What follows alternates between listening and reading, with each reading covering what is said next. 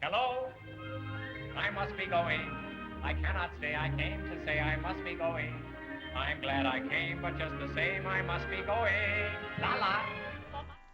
Irish dramatist and memoirist Sean O'Casey said, "Laughter is wine for the soul. Laughter soft or loud and deep, tinged through with seriousness, the hilarious declaration made by man that life is worth living." This is the Producers Lounge podcast, the best podcast online for tips and tricks on producing great film, television, and web content.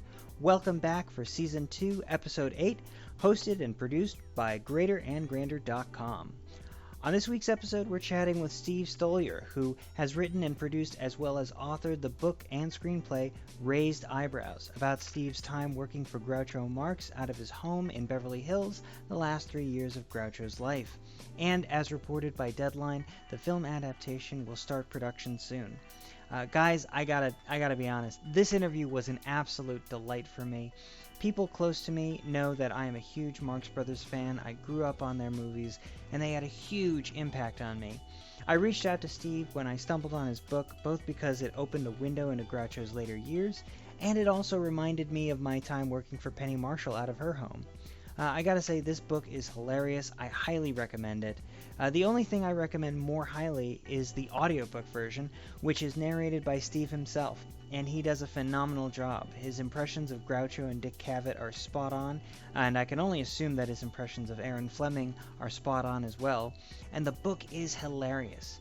Raised Eyebrows, the movie, will star Geoffrey Rush, Sienna Miller, and Charlie Plummer. As a writer, he has also penned episodes of Murder, She Wrote, Simon & Simon, the new WKRP in Cincinnati, and Sliders, to name a few. Additionally, he has written, produced, and narrated a number of pop culture documentaries on the Beatles, the Three Stooges, and other subjects. Here now is my conversation with Steve Stoliar.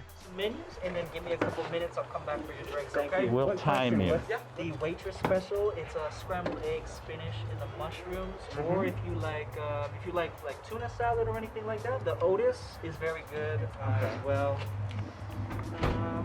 And maybe, you know what? Maybe ask your server. She'll know something other than me. I'm sorry. No. No worries, guys. I'll come back for you. Okay? We were thrown by the apron. I cannot find anything healthy on here. Well, everything in moderation. Yeah.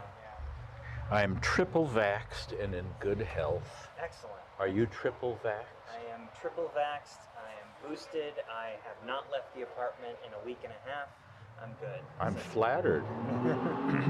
Yes, but here's the thing. I made a mistake yesterday. I've been trying to stay on a diet for the past month, and yesterday I slipped and I ate an entire chocolate cake all by myself. Well, so much for my everything in moderation. Yes. By the way, so you originally grew up in Missouri, right? I was born in Missouri and lived there till I was all but 8. Uh-huh. And then we moved to California. But I still have vivid, happy memories of playing in the snow and catching lightning bugs. Not the same season, of course. Of course. But I still have vivid memories of St. Louis and happy ones. But then my dad's job resulted in him being transferred to California, so we made the westward trek on Route 66. Okay. As in, get your kicks on. Now, I remember you mentioned it in the book, but I forget, did your dad work as a contractor, or? He was he worked for a chemical corporation training salesmen. Oh, okay. And they said, we're going to open up a West Coast branch. Would you like to be in charge of that? And he said yes, and decided we were moving. There wasn't, I don't remember any consultation with the family, and I think Dad, as the paterfamilias, just sort of like in Meet Me in St. Louis when Leon Ames says, I got this job and the family's going to be leaving Missouri, and they all go, oh no. And it was tougher on my sisters because they had long-standing close friendships and knew no one in California. So it's like, here are all the people you've gone to school with and played with and gossiped with and hung out with. They're thousands of miles away. I I don't remember it being difficult leaving my friends. Hello. Got drinks, right? No, All right. you guys. Any assumed. coffee or Just water for me, no ice. water? Coffee and water, coffee please. and water? And then you guys ready to order as well? Yes. Yeah. All right. Let me grab it for you. Okay. Thanks. He's still not the waiter.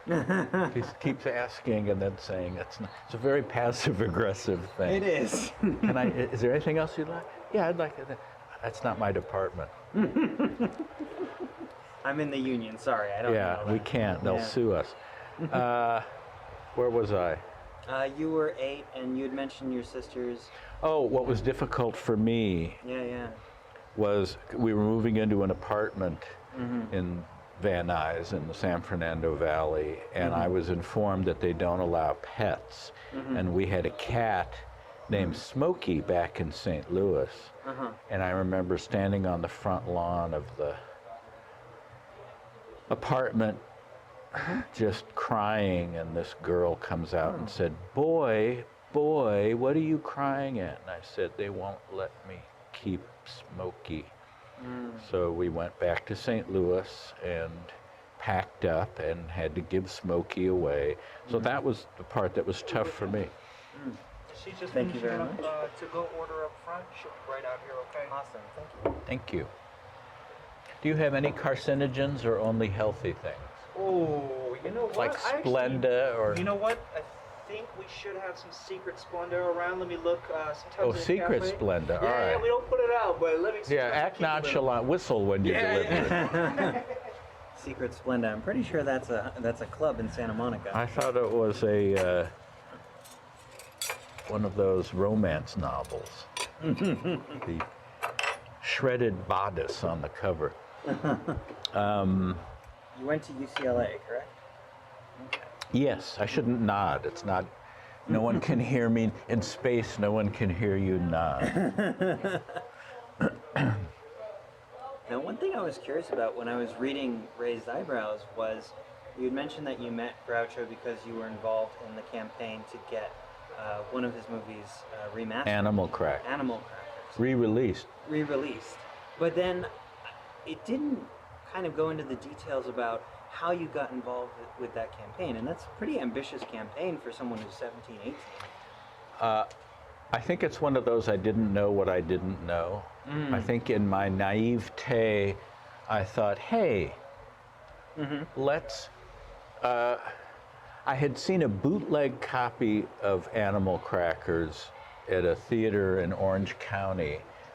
And I mean, all my friends were Marx Brothers fanatics, and this was the great missing link. They only made about a dozen movies. Yeah. They weren't like the Three Stooges or Laurel and Hardy, where they made a lot of short films and some silent films and feature films for decades. They really, you know, they were in vaudeville, and then they were on Broadway for several years, and then Hollywood, and then broke up in the 40s and went their separate ways. And then Groucho had You Bet Your Life on radio and television.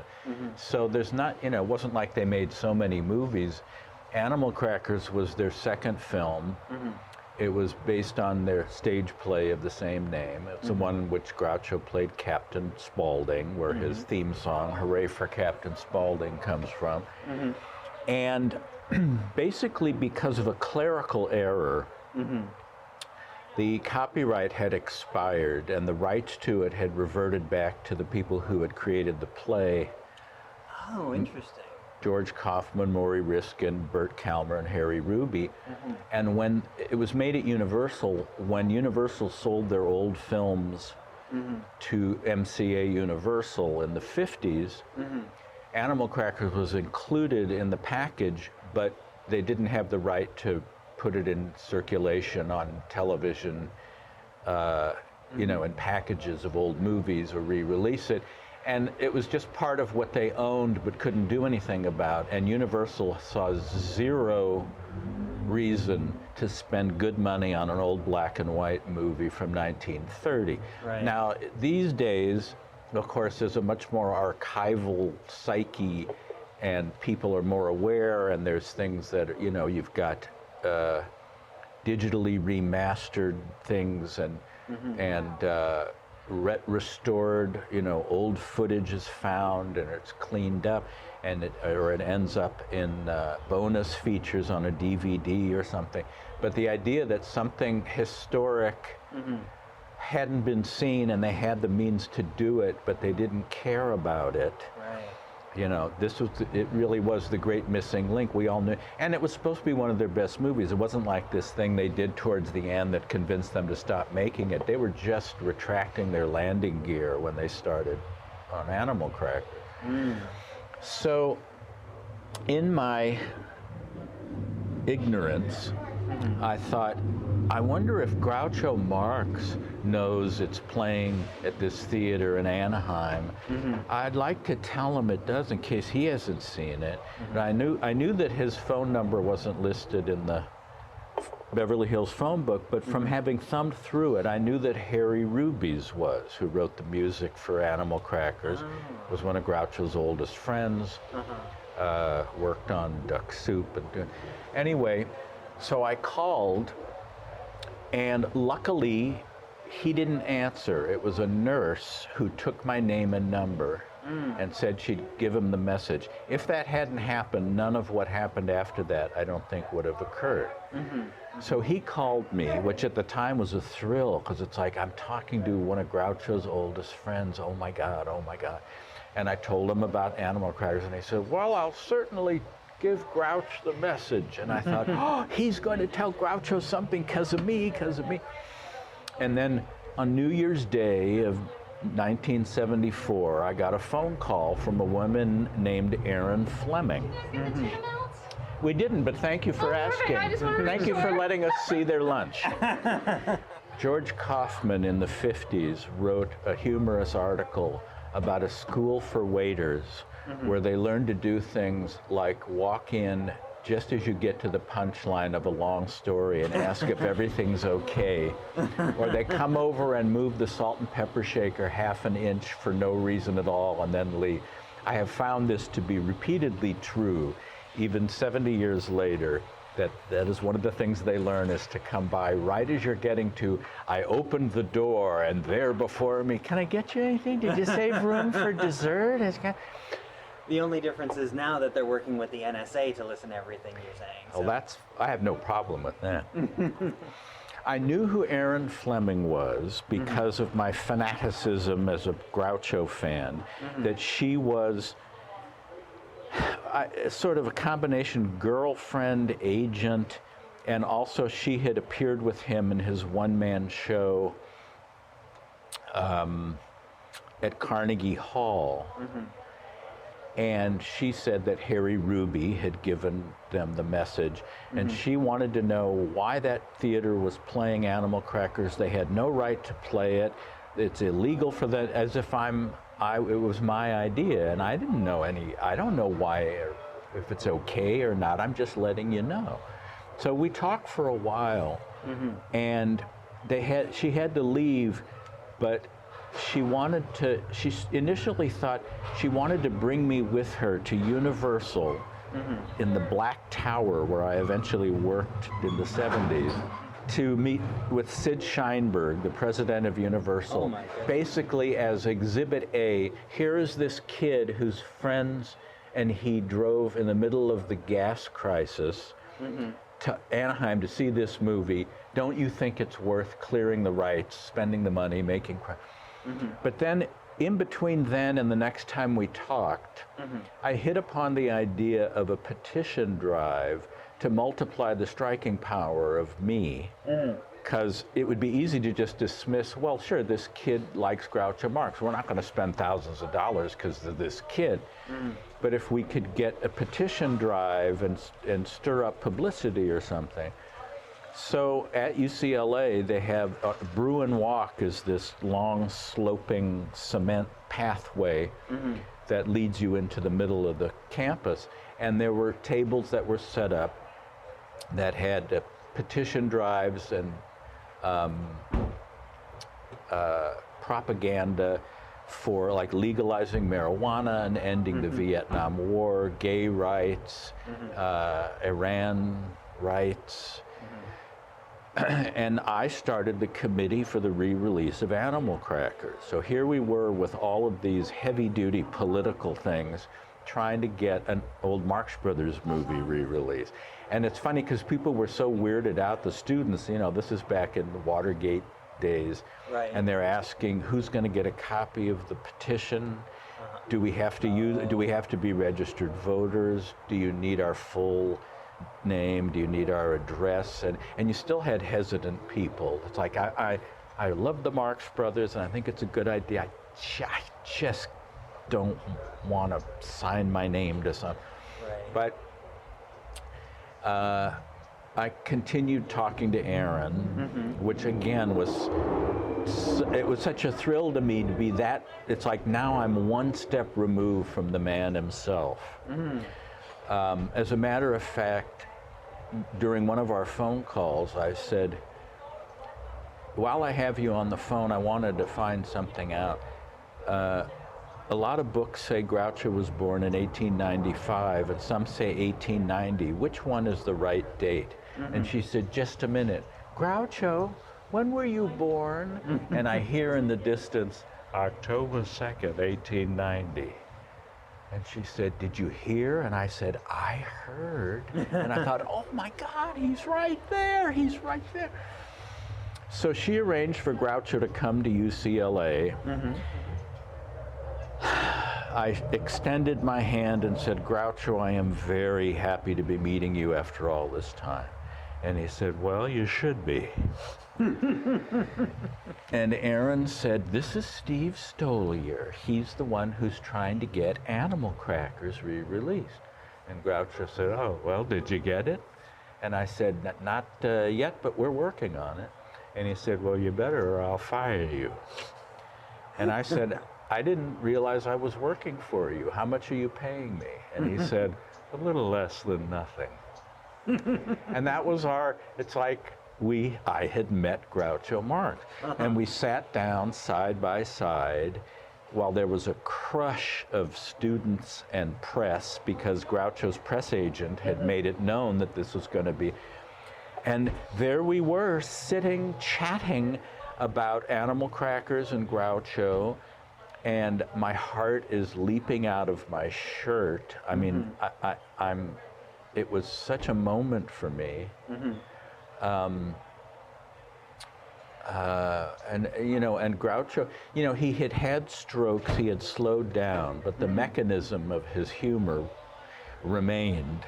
Right. So I remember one reporter said, Mr. Marx, what is the purpose of your appearance here today? And he said, I expect to get lunch. And she said, no, but I mean, besides that. And he said, I may get dinner. And he would, and what do you think about how the young generation has embraced the Marx Brothers? Well, I'm flattered by it. It's very nice. And then he said, last Halloween, 3 kids came to my door dressed as Groucho, Harpo, and Chico. And I said, what did you give them? And he said, sent for the police. So we chatted a while, and then he left, and the cameras put their equipment away, and lo and behold, we sufficiently embarrassed Universal so that they figured, fine, we will put this out, we'll put it out in one theater, and we don't want to hear about it. So it had a re-premiere at the UA Westwood. I rented a tuxedo. It was a great moment in my life. And the friends of mine from the committee were there, and Groucho and Aaron were there, and other celebrities. And there was a fresh print of Animal Crackers. And it ended up breaking the house record that had been set by the French Connection several years earlier. Oh, wow. It was very gratifying to see that it wasn't just my friends and I that wanted to see this, but my roommate Daryl and I would be at a coffee shop looking over at the theater and see this line of kids in tennis shoes and t-shirts and blue jeans waiting along the wall for the next screening. And it's like, wow, we did that. So that summer, I had a couple of summer jobs fall through, for which I remain eternally grateful. And with my back against the wall and my dad saying, I don't want you sitting on your fanny all summer. I want you to get a job. Go to Taco Bell and see if they need someone. See if they need a dishwasher here. But I don't want. And I thought, I have nothing to lose. So I called Aaron and I said, is there anything you think at all that maybe I might possibly? She said, well, you know, dear, I had been Groucho's secretary, but now I'm his manager. And because of all the interest lately, his fan mail has really gotten out of control. We need someone to handle that. And we need someone who really knows his Marx Brothers to organize all of Groucho's memorabilia that's going to be donated to the Smithsonian after he's gone. And I'm thinking, please, please, please, please, please.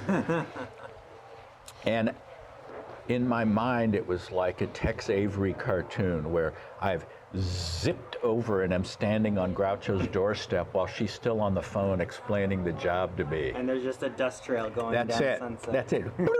It's beep, beep. I thought I would be working in an office like on Wilshire, and maybe once or twice a month Groucho would come in to sign checks or collect mail or something. But I'd get to see him. She said, oh no, dear. There's a room in the house, and you can make that your office, and you can make your own hours. And I thought, and they're going to give me money to do this? My first week, I worked Monday through Saturday, and then figured I would take Sunday off. Good enough for God to rest on Sunday. I would give it serious thought. So I was sitting in our home in Tarzana on Sunday thinking, why would I want to be here instead of inside Groucho Marx's house? So I showered and dressed and went. So I just wanted to immerse myself in the atmosphere. So initially I worked 7 days a week during the summer because I just couldn't get enough of it. And it was such an astonishing and gratifying experience for me because I was such a fan.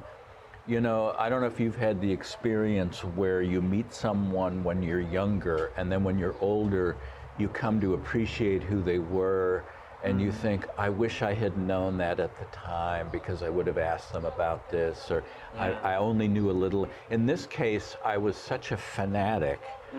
I knew all of the people that he would talk about. I knew his old friends who would come by to visit or have lunch or something. And that's one of the great things about the book. You talk about meeting with Dick Cavett, meeting with Mae West, meeting with all of these Hollywood icons.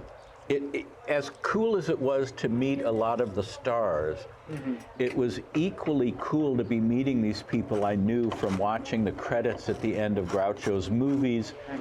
I mean, Maury Riskind and S.J. Perelman and Irving Brecker and Nat Perrin, these people that I knew from the Groucho letters that were so common. Here's some extra napkins, please. And yes. Splenda. Do you have any Splenda? Let me check. Thank you. Thank you on my behalf. Absolutely. And what was also cool was I was meeting these people in the comfort of his home.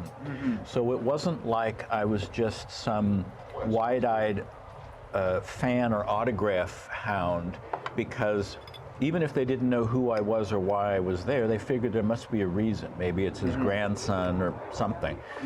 So I was able to meet these people under comfortable circumstances. And because it was a very egalitarian household, I was instructed to eat at the table, not in the kitchen. I wasn't treated like help. It was like, no. So whether someone famous was coming for lunch, or if it was just Groucho and Aaron and me, or Groucho and a nurse and me, I would get to have lunch with Groucho Marx every day and listen and ask him questions about it. We all good? I haven't the slightest idea. I haven't taken a bite yet. But did you ever find the Splenda? The Splenda, I looked around. I don't think we had any, but okay. Well, would you run down to Ralph's and get some? Oh yeah. I got you.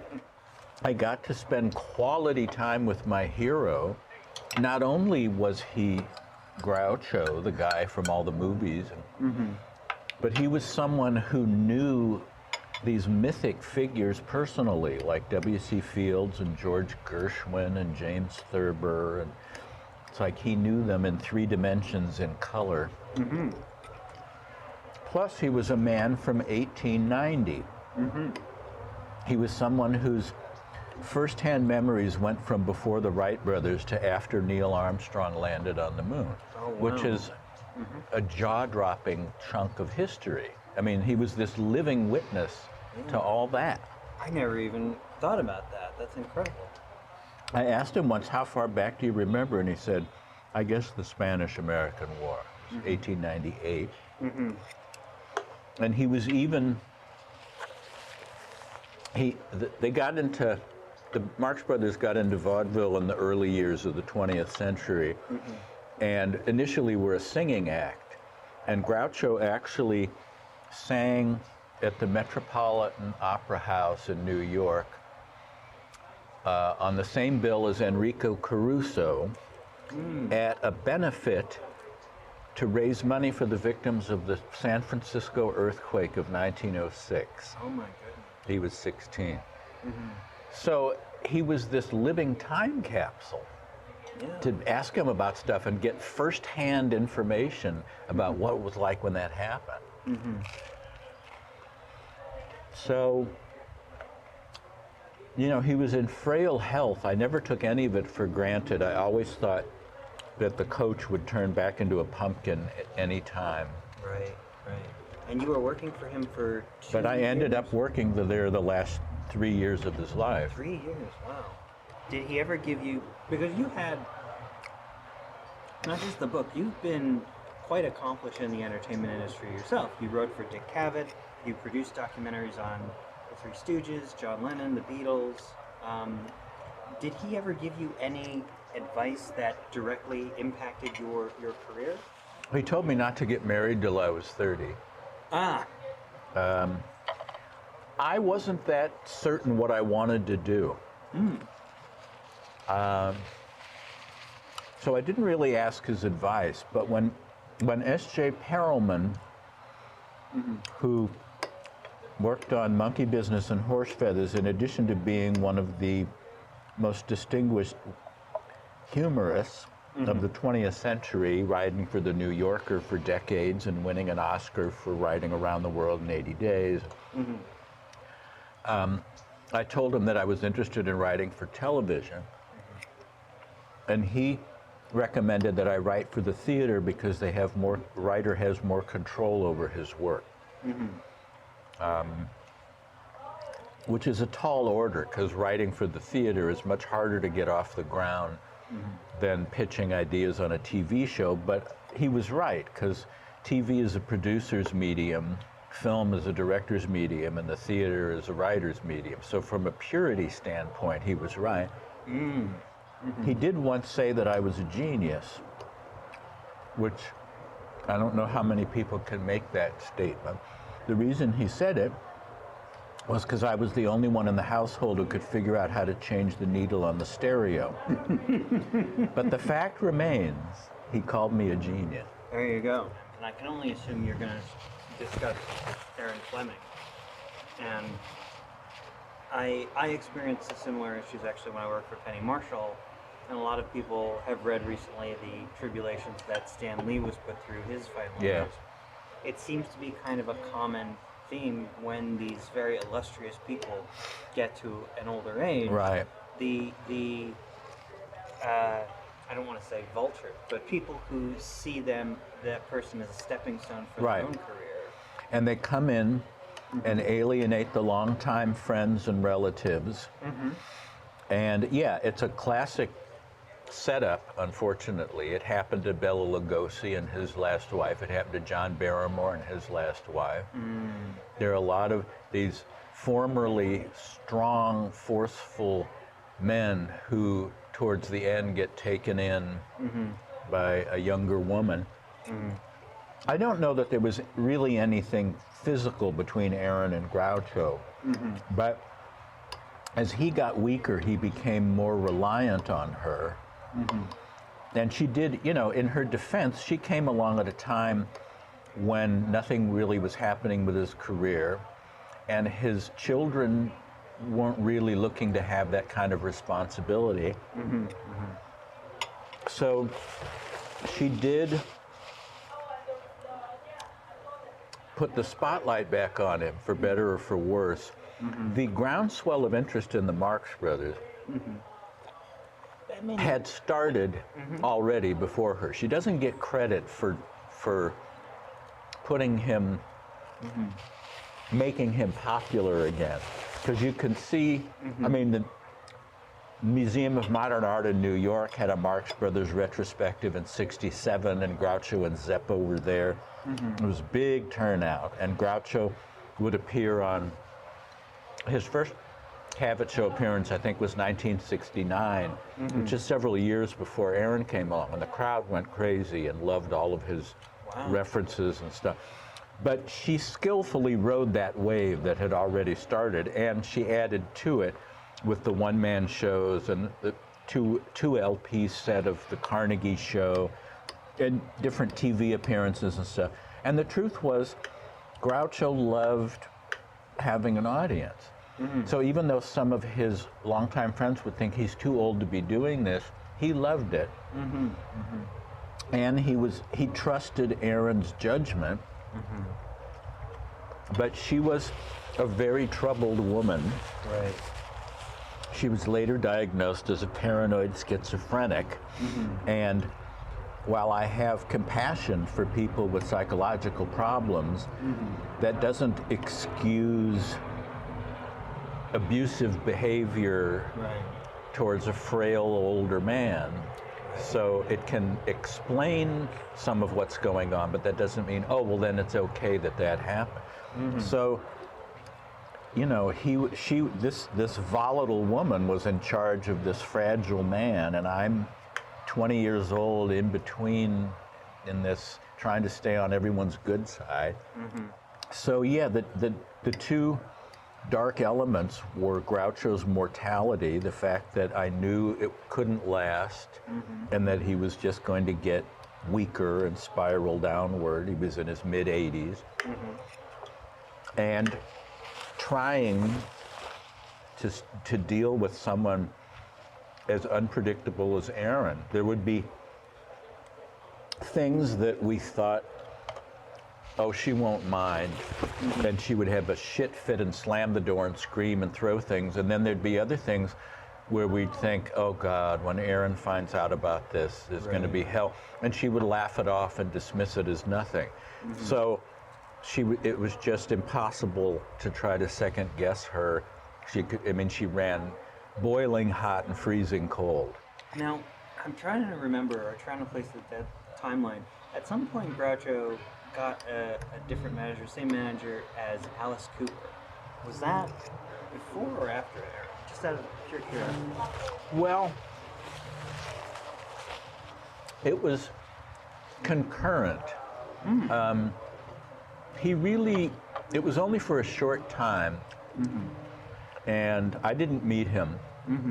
It was the time he spent with Alice Cooper and with Elton John was very, very slightly before I got the job. So I didn't really witness that, but Aaron by then was fully in charge of his life and business dealings and all that. So it wasn't that this guy took over for her or pushed her out of the way or something, because she would have lopped off his head. If she sensed any sense of a power struggle, that was it for them. In '74, Dick Cavett and his former Yale roommate, Chris Porterfield, came out with a book called Cavett, which was essentially an ongoing interview between the two of them. And at the time, I wasn't necessarily a fan of Cavett's, but I liked him, and I thought of him basically as the thinking man's Johnny Carson.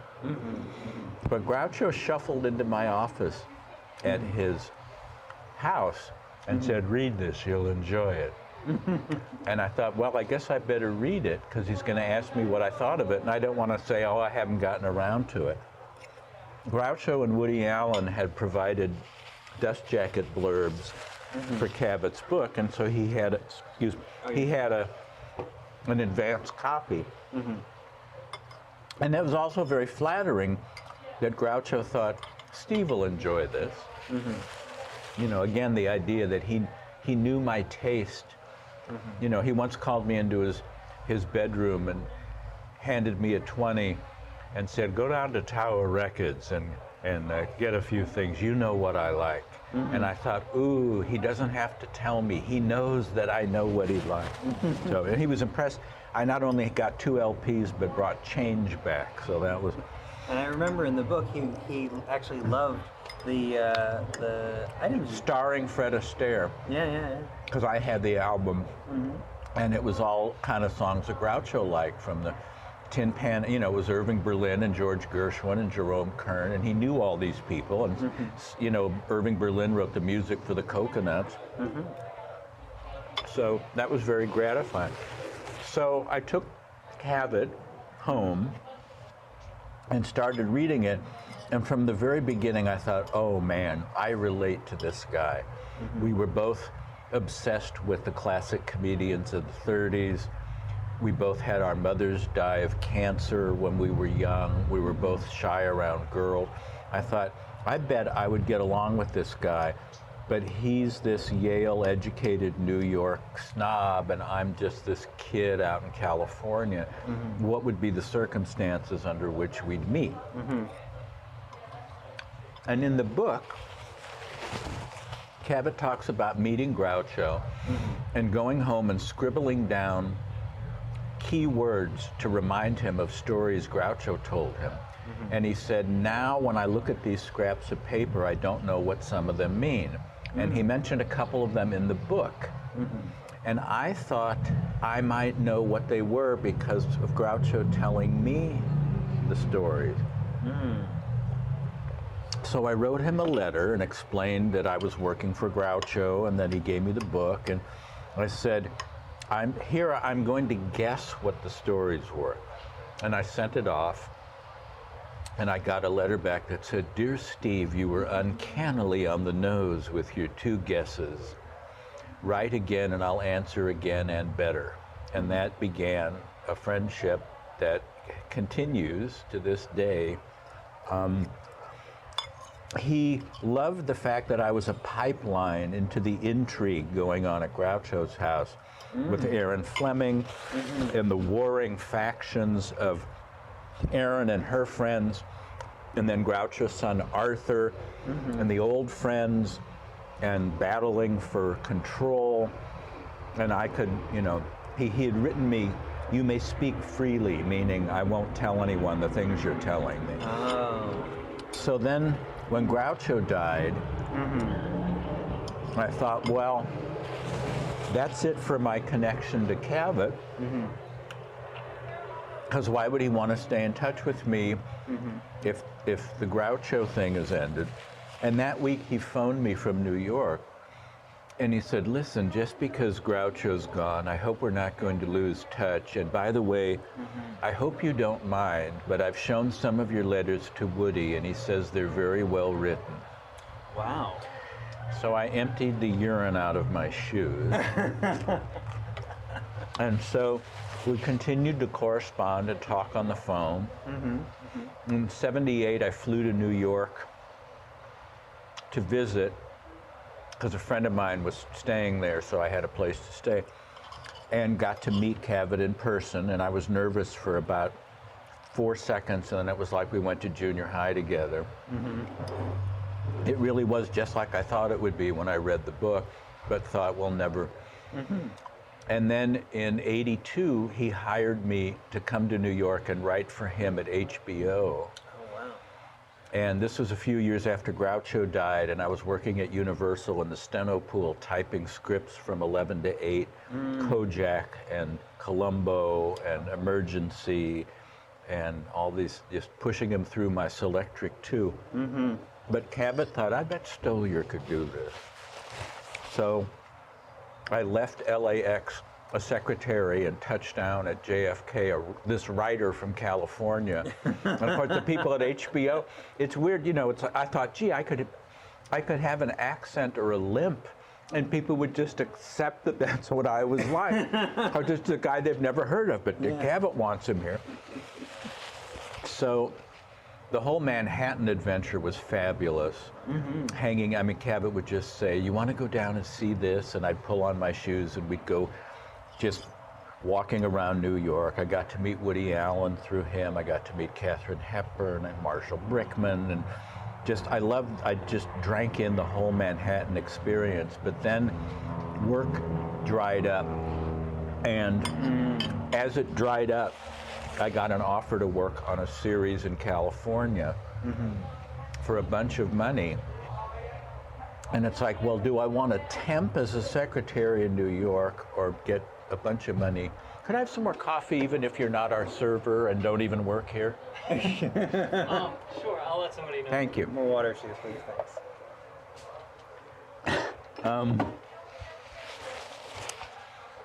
So I came back to LA and had varying degrees of success writing for different television shows. And people would, I would have lunch with people, not unlike what we're doing at this very minute. And I would tell them stories from my Groucho days, and they would say, why don't you write a book? And I would think, oh, for heaven's sakes, I'm such a footnote to his life. I was just there at the end. I don't have stories about making duck soup and You Bet Your Life and Broadway in the 20s. I came in 74 and he died in 77. But then I began to think, but maybe there's an article in me for... Funny you should ask. I know. It's like it's almost a miracle. As if by magic. I know. What is that, a ghost with... Oh, it's my little ghosty. I don't want you to dump the water on yourself. Just start dumping. Yeah, what time is it? Oh, it's a... Oh, that's so me too. I'm like that kind of person. I'm so futzy like that. So Thank it you. happens. There we go. Did you need any more creamer or anything like that? No, All it's that? Okay, still good. there. Just want to make sure. We just brewed this too, so it's very hot. So there's no excuse if it's awful. No, yeah, there's really not. And you don't Thank need to you. blame Seth. His name is Seth. Just Okay. When it comes out here, blame him. Very biblical. It'll be Okay. hilarious. You see, Groucho had no influence on me. His frustration was that he couldn't insult people because it was such a trademark. If he was at a restaurant and said, this soup tastes like dishwater, it's like, oh, wait till I tell the chef Groucho insulted. It's like, wait a minute, no, I mean it's lousy. Oh, thank you. Geez, that's like Simon Cowell and people asking him to insult their singing. Yes. He loved it? That's not fun. So I thought maybe I could take the best stories and weave them into something for Vanity Fair or Esquire or something like that. I could probably do that and just deal with the cream of the cream. So I thought, I need to sit down and try to recreate the chronology, the sequence of events. And I've always had a passion for archaeology as a kid and even now. So the archaeologist in me, we are in fact fine, thank you. Tell Seth he did a great job. Okay. I thought, I'm going to start an archaeological dig of my papers, my letters, my notes, because this is like almost 20 years after Groucho died. Right. And bit by bit, puzzle piece by puzzle piece, I asked friends whom I had sent letters to at the time and saved the letters, because I would come home from Groucho's and I would zip a piece of paper in the typewriter and say, oh, this funny thing happened today, or so-and-so came over, and the ones who saved them copied them and sent them to me. Otherwise, those stories would have been lost forever because I wouldn't have remembered those. And I started just A to B to C to D, and I was like on page 9 and hadn't met Groucho yet. And I thought, well, this is going to be longer than I thought. Then I worried, which is something I'm just gifted at. Given almost any situation, I can worry about it. I thought I'm going to end up with something that's too long for an article and too short for a book. I'll have this, novella or something. This thing that's like 57 pages long. But I thought, don't worry about that. Just get it down, and mush it around later. I have a Post-it on my computer screen on which I scribbled, just get it all down and mush it around later. Because sometimes I start to edit myself and think, maybe it should start, and maybe this, and then I think, no. Barf it out on the paper, then get the pen out and go, oh, okay, we don't need this paragraph. Anyway, that's my style for what little that's worth. Well, it's good writing advice because that age-old adage, the key to writing is rewriting. It's true. It stops so many people. But it's really whatever works for you. I remember one of Cabot's PBS shows, and S.J. Perelman was his guest. And I remember him saying, this is, by the way, a spot-on S.J. Perelman impression for the 2 people worldwide who'll appreciate. James Thurber, when he would write out longhand, everything out, several drafts, and then cut it back. I prefer to anguish over every word I write. In my valiant search for le mot juste, the right word, I just agonized to get it right the first time. So there is no right way to do it, because Thurber and Perelman are both equally worshipped wordsmiths, but that's how they both went about it. So I'm more of the Thurber school of just get it down and then get the cup of coffee and sit back and go, oh, okay, I see I can connect these two. So I wrote this book. And supportive friend said, I'm sure you'll have no trouble getting a publisher, because this is an inside look at a legendary star who these things have never been disclosed before, and I had photos. And then came the parade of rejection slips.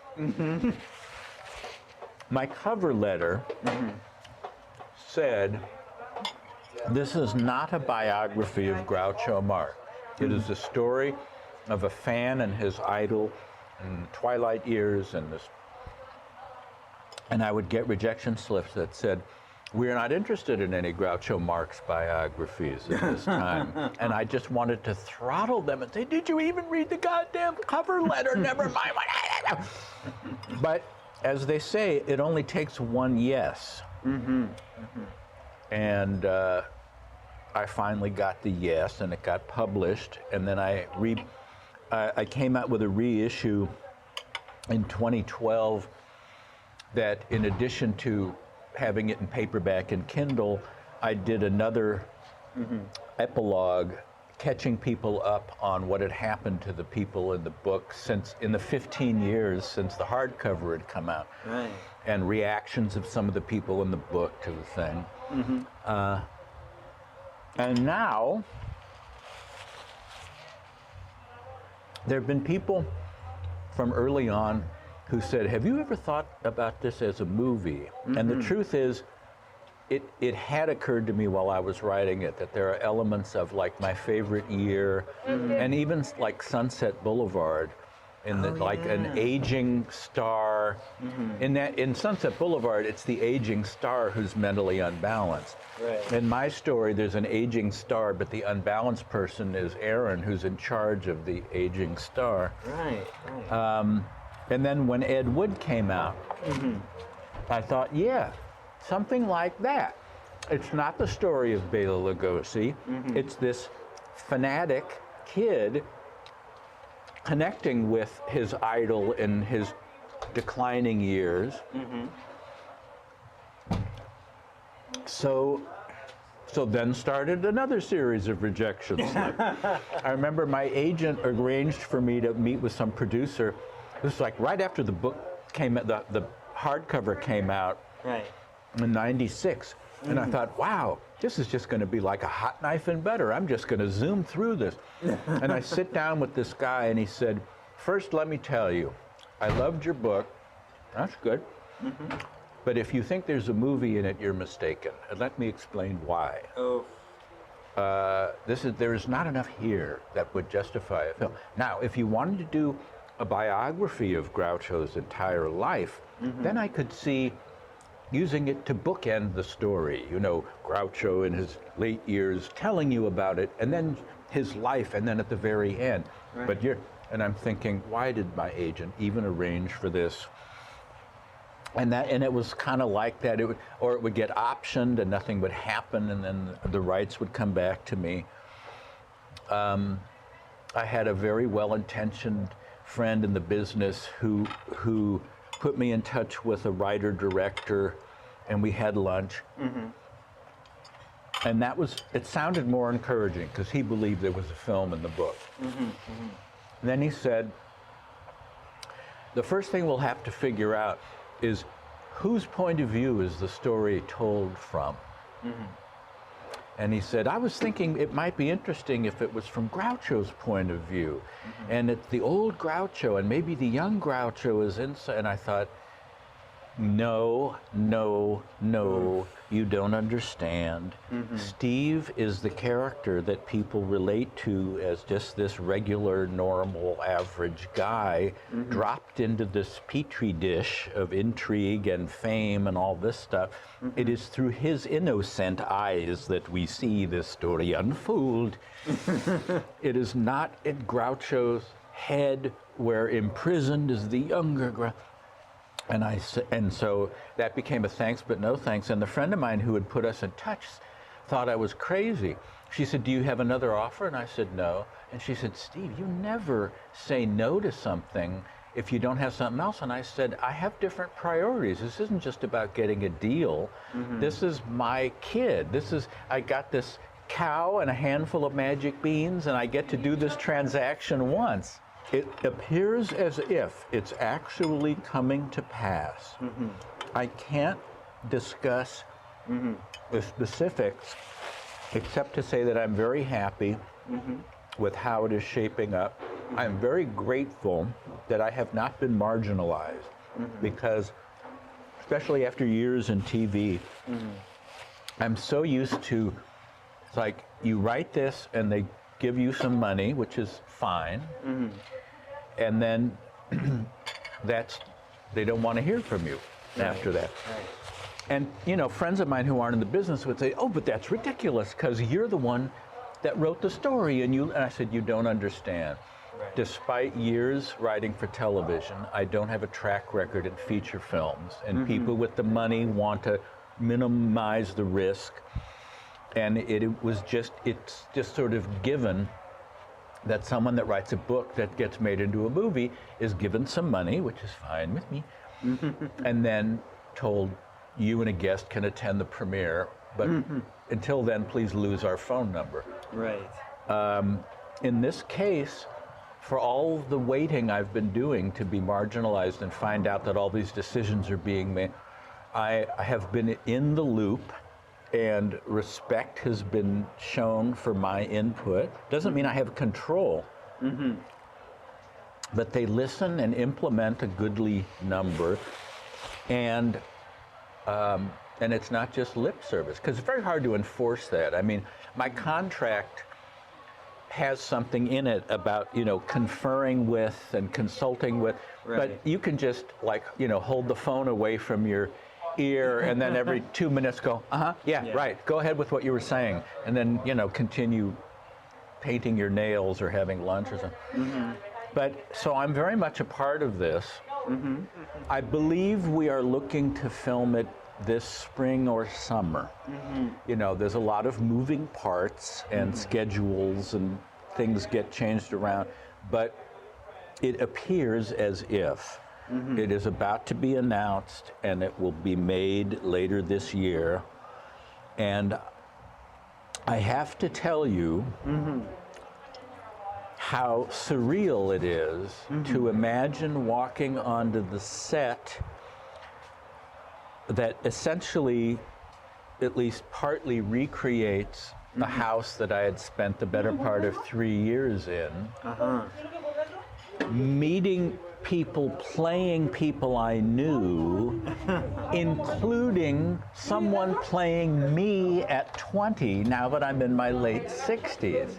Wow. It's like, I don't know whether it's meta or what you call that, but you know, even though this is a collaborative effort and, you know, there's money involved and careers and resumes and all that of all the people that'll be attached to it, it's a very personal project for me. It is. It's not as if I wrote a book about Douglas MacArthur or made up some story about a kid that goes to Venus and starts a colony there or something. This is a piece of my life that changed my life, because when I started at Groucho's, I was a history major because of my passion and fanaticism for history and archaeology.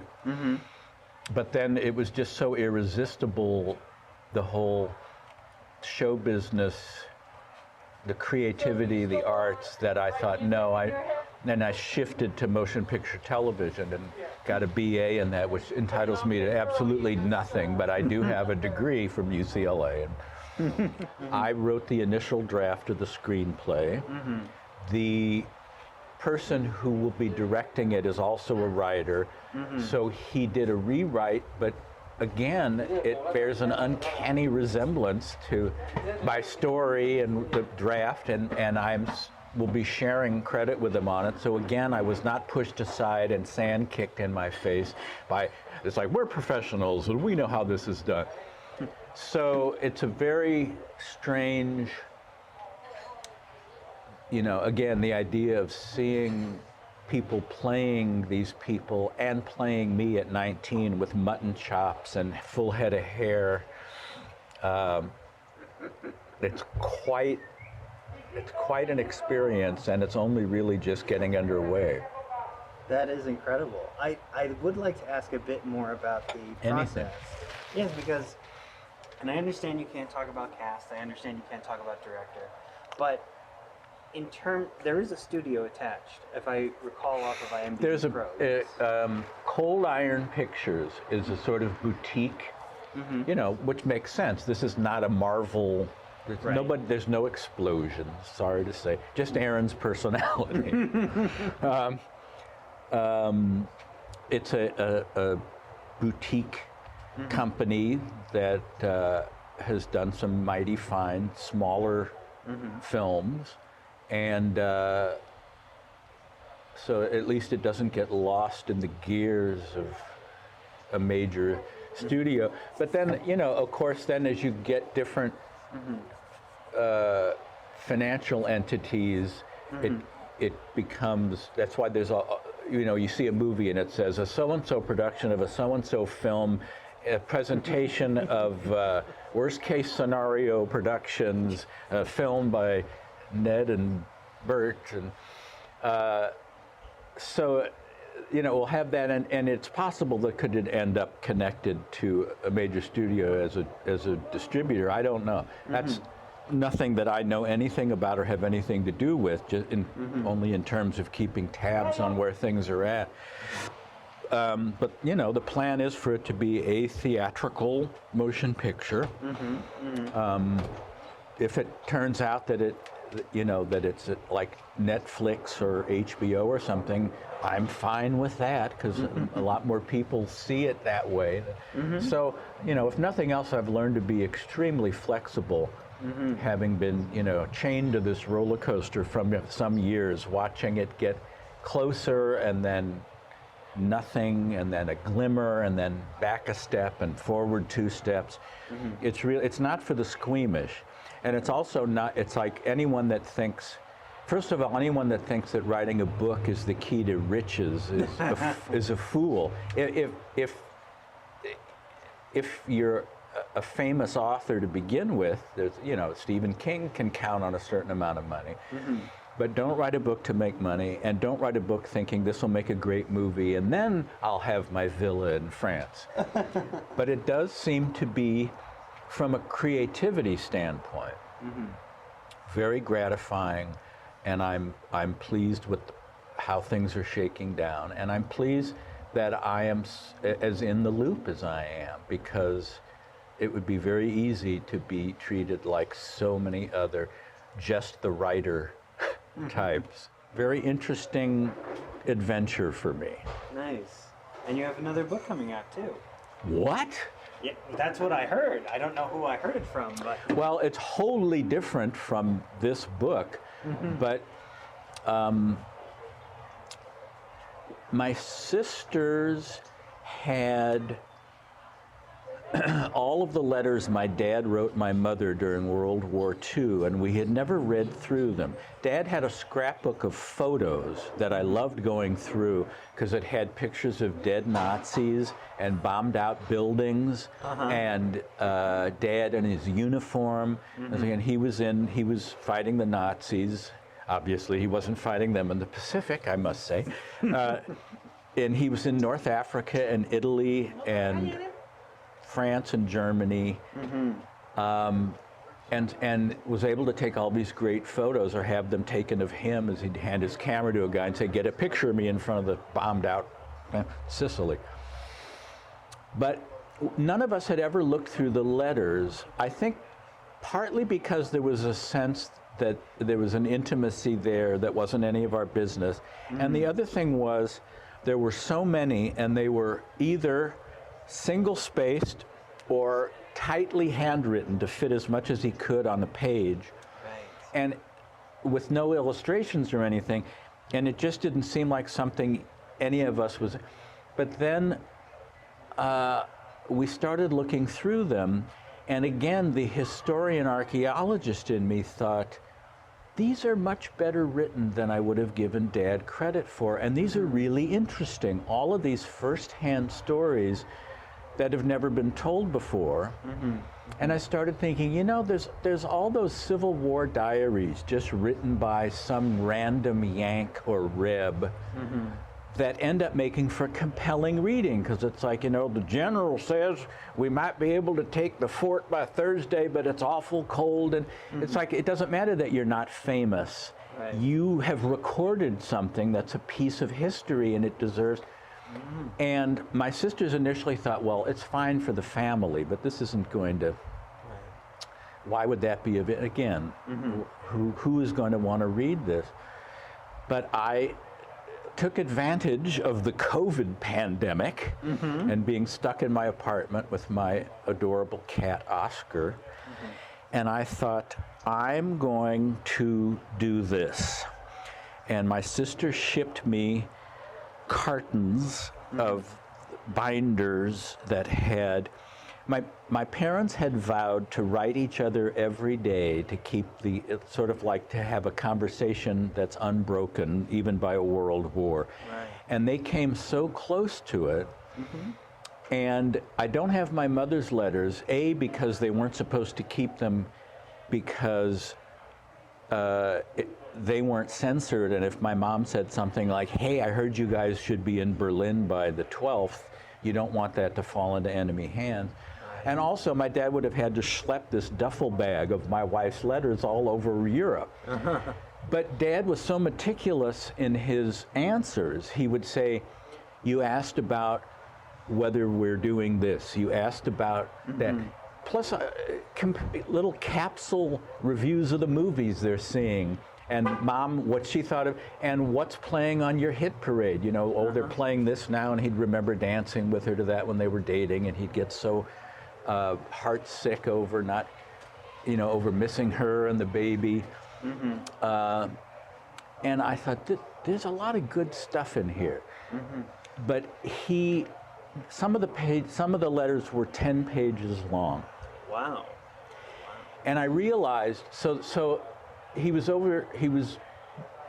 gone. She didn't save letters from when he was still in the States, like in basic training, and he was actually sent to Fresno for part of it, and Mom and the baby came out and got an apartment in California for a few months before. She didn't start saving them till he went overseas. So they're from January 44 to November 45, and there's perhaps 500 letters, perhaps over 2,000 pages. And I realized I can't get any kind of perspective on this until I input them all and then read what I've got. I can't start editing while I'm writing because I don't know what I'm reading. And they couldn't be scanned and edited. Because they were all handwritten. Handwritten, and even the typed ones, how do you then cut the beginning of the you know? So I just had to sit at my iMac and push through thousands of pages, trying to decipher Dad's handwriting. And of course, since my mom 3-hole punched and put those little gummed reinforcements on the holes, then that would obliterate a word, and I'd have to figure it out from the context. And I actually wore out the A key on my keyboard to the point, at first the letter itself disappeared, but I remembered that you know, your hand remembers it's the A. Then I started going through the plastic, and it was like a molar with a bad cavity. And I just, every day for hours, I would just, it's like, I've got to push through. I've got to at least get to August of 44 today. And ended up with this massive Word document. And only then could I begin to go through and think, all right, nobody cares about who my mom is playing cards with. Nobody cares about this thing. Nobody cares. And it's like, all right, it's still way too big. And I just would keep going back through it, cutting and cutting, and back through it and cutting, because I'm thinking it has to be of interest to the average reader who's interested in World War II. I mean, it's, I've got to get it to a manageable length, and I finally did, and also realized how much of a supplement Dad's photos are, because he has pictures of most of the guys he talks about. So when he'll say Lieutenant Mika did this today, there's Lieutenant Mika, there's Louis, there's Roger in front of the... One of the things I noticed, now see, Dad, we're Jewish, and Dad was basically a secular Jew. He wasn't, you know, we didn't observe the Sabbath. He didn't talk about God, you know, it wasn't a religious family. But we were certainly into the foods and Yiddish expressions and things like that. So when I was reading through the letters, I was astonished at how many times he mentioned salami. He would, you know, he would say, one of the other boys got a salami and gave me a piece of it, and boy, it really took me back. See if you can send me a salami. And in fact, Katz's Deli in New York, their motto is send a salami to your boy in the army, because they had 3 sons that were in World War II. And Oh my goodness. So then Mom starts sending him a salami, and it would arrive rotten because it's spoiled in the hold of the ship during the summer. Then he'd say, I don't know if we're supposed to, maybe we better wait till it's cooler. And then he'd say, Louis got a salami the day before yesterday, and it was fine. Maybe if you wrap it separately from this. And then Mom was telling Dad's brother, and so he was getting salamis. It's like the salami brigade, and this one would be rotten, but then it would be good. And he would say, oh, that I had to give Joe Dines ate a quarter of it, so he owes me a quarter of a salami. And so in and around all these stories about bombed ruins and refugees and Nazis and the Gestapo and all this stuff. And then he's saying, I'm worried about you wasting meat points on salamis for me because you got to feed the baby. So let's hold off on that. And then, boy, I really have a hankering for a salami. So-and-so got a jar of pickles, of kosher pickles, and I thought, boy, wouldn't a salami go great? So just every now and again, if you could, and all through the whole thing, there's all these great stories, and then salami arrived fine, so did this. But it also gives you an idea of what is it they're asking, the GIs are asking for, they're not getting. And so you hear about these candy bars they don't make anymore, and that Dad loved the Cheez-Its, but he didn't really want the tuna because they get that there. So the title is Salamis and Swastikas, Letters Home from a GI Jew. because that really is the angle. That's what makes it different. You're good at titles. I am, thank you.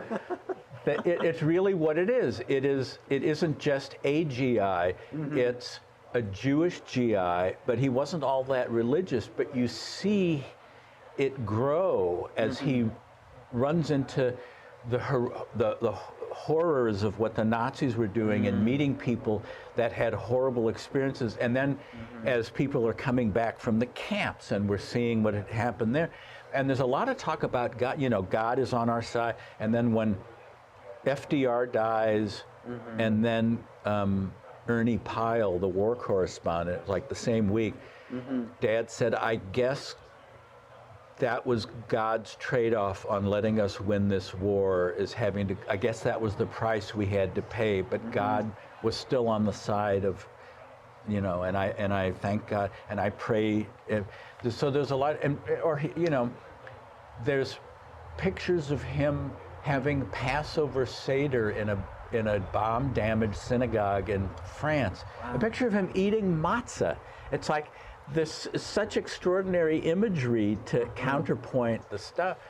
So, he'll talk about going to a service here and, hanging out with the Jewish guys and the foods they ate and the little, the Yiddish helping when he got into Germany, because he spoke French, but he didn't speak Italian, so he was lost in Italy. But the German, his Yiddish sort of got him by. So there's a literal and figurative Jewish flavor to a lot of the story of the book. In addition, and then, just wonderful stories of it, that he adopted a dog that ended up running on stage during a Bob Hope USO show. And Hope said, hey, you better hide him. If Crosby sees that dog, he'll throw a saddle over it. And then, strangely, nearly 50 years later, I was at Bob Hope's house with Dick Cavett because they were recording an interview. And in between, Hope was just milling around with his hands in his pockets, whistling. And I told him, I said, in 1945 in Darmstadt, Germany, my dad was at one of your shows, and he had a dog in his arms that leapt across and I told him of the Crosby line, and Hope chuckled at his own. He said, did I say that? And I thought, this is really surreal to be able to tell him back the story that happened during World War II, and here it was like 1991 or something. And it's coming out in March. And that is Season 2, Episode 8 of the Producers Lounge podcast. Thank you to my guest Steve Stoliar for joining us. You can find out more about him by checking out the show notes and visiting our website at greaterandgrander.com. Our intro and outro music today was Piano by J.A. One. Additional music is Hello, I Must Be Going from the movie Animal Crackers, music by Harry Ruby, lyrics by Bert Kalmer, sung by Groucho Marx, Margaret Dumont, and chorus. Our episode still image is the cover of Raised Eyebrows with original photo by Drew Friedman. If you have any questions or suggestions, we'd love to hear from you. Let us know in the episode comments. You can stay up to date by following us on social media at the handle GreaterGrander, all one word. Make sure to subscribe wherever fine podcasts are found, and also, if you like what we do, share this podcast with a friend who you think will enjoy it. Join us next week for more cocktails and questions, and until then, keep producing dreams. I'll do anything you say. In fact, I'll even stay.